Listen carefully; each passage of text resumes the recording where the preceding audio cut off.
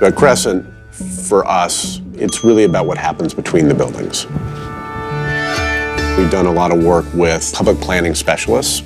It really forced us to take a step back and say, if you plan the way people are going to use the community first, and then site the buildings and the homes and the amenities based on kind of a general understanding of what are the natural amenities, and use that as an organizing principle before you lay out the street grids and before you lay out the homes, you end up with a very different answer for kind of what that community will look like.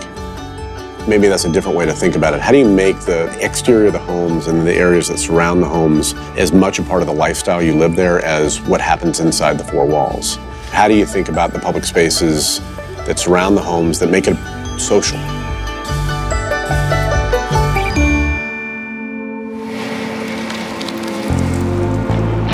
Austin is where urban meets country. Festivals, music, restaurants, art shows.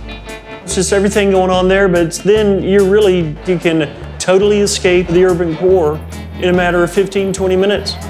Hill country being the rolling hills that we have here, the lakes and the rivers that come together, and it's really the natural beauty of Central Texas that sets Austin apart from all the other cities in Texas, at least the major urban areas.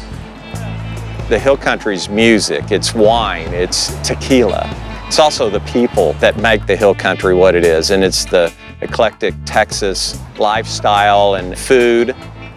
At the end of the day, I'm an engineer, so I'm really talking about engineering type of stuff. So I get into the topography and the access and things like that, but the culture is strong here in the hill country, and it's something that people from the city want to get out and enjoy. One of the things that makes Belterra great and really separates it from its competition is the trail system here, the wide open spaces in addition to the trail spaces.